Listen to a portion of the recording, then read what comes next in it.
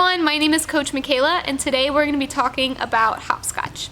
Specifically, we're going to learn how to do hopscotch 5 different ways.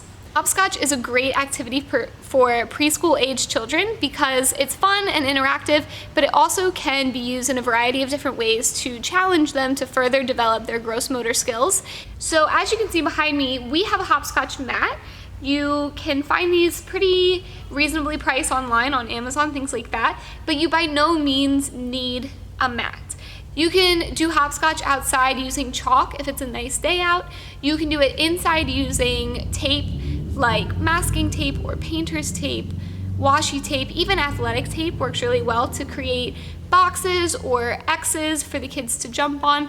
It's really versatile and you can do it in so many different ways and pretty much do it anywhere you'd like to. This is my friend Natalie, and she's gonna help show us some of our hopscotch variations today. The first hopscotch variation that we're gonna take a look at is the traditional way or the normal way, and we're gonna talk a little bit about the differences between jumping with 2 feet together side to side and jumping feet together, feet open, feet together, feet open.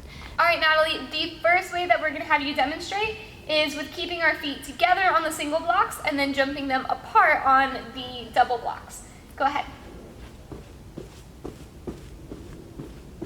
Very nice.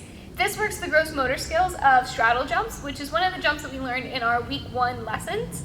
Again, going from 2 feet closed to 2 feet open and then pulling them back close together. Again, a lot of times you'll find that young kids, 3, 4, 5 years old, jumping open is significantly easier than jumping closed. Jumping closed and bringing both feet in at the same time is kind of where they struggle a little bit, and this creates a more engaging way to kind of practice that skill. The next progression of hopscotch is going from 1 foot to 2 feet. This is significantly harder for the kids because they are going from 1 foot to 2 foot, and their balance on 1 foot as well as their coordination on 1 foot is not going to be quite the same as it is on 2 feet, but that's okay. And again, this is providing them with a really engaging way to kind of challenge that gross motor skill and further develop it.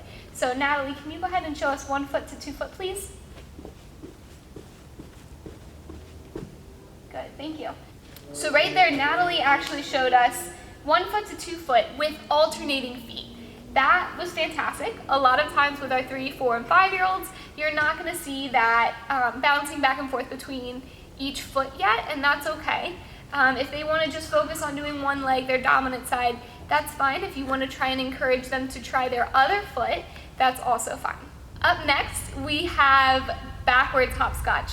This is going to kind of throw things off for them. They're so used to moving forward for everything, having them switch it up and go backwards. It's still going to work the same open, close jump that they're used to, but moving backwards is going to make it feel different and it's going to kind of challenge them to really think through it a little bit more. Natalie, can you show us backwards hopscotch?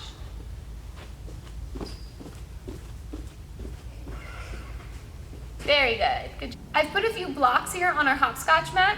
Putting in a few obstacles on top of what they've already become familiar with is going to make them rethink something that was familiar in an all new way. So now when Natalie goes through the hopscotch, when she gets to the block, she's going to have to decide, do I jump over it? Do I jump around it? What is the best way to approach this obstacle? So Natalie, go ahead.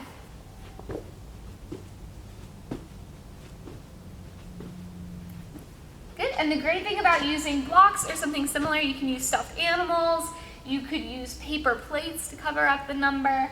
The great thing about this is that you can move them around. So every single time that they go through can be a new challenge, a new puzzle for them to solve. So for our next variation, we just use tape to lay out a totally different and new hopscotch pattern for Natalie to try.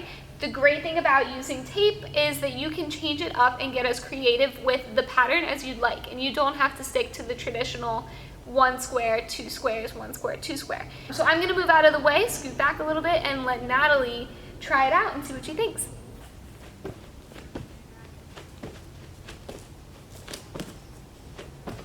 So the great thing with this, easy cleanup, you can take it anywhere, you can get as creative with it as you would like.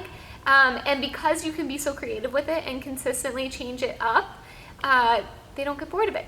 You know, it's something new every single turn. So lots of fun. We hope you try it out and you enjoy it. Thank you so much for watching. See you later.